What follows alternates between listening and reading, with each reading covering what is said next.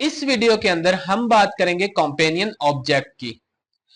Companion object हम उस वक्त क्रिएट करते हैं जब हमें किसी क्लास के मेंबर फंक्शंस को कॉल करवाना हो सिर्फ उस क्लास का नाम यूज करके।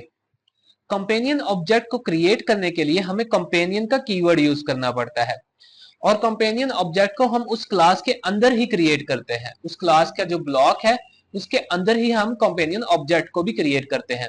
जब कभी भी हम किसी क्लास के अंदर कंपेनियन ऑब्जेक्ट को क्रिएट करते हैं तो हमें उसे डिक्लेयर करने के लिए एक्सटेंशन फंक्शन को भी डिफाइन करना पड़ता है। जैसे कि इस एग्जांपल के अंदर हमने एक क्लास क्रिएट की हुई है माई क्लास 2 के नाम से और उसके अंदर हमने एक कंपेनियन ऑब्जेक्ट बनाया हुआ है कंपेनियन का कीवर्ड यूज करते हुए और उस कंपेनियन ऑब्जेक्ट के अंदर एक फंक्शन है और उस क्लास से बाहर हमने एक एक्सटेंशन फंक्शन क्रिएट किया है हेलो वर्ल्ड के नाम से और अपने मेन फंक्शन के अंदर हमने जस्ट अपनी क्लास का नाम यूज करके उस हेलो वर्ल्ड के फंक्शन को कॉल करवाया हुआ है।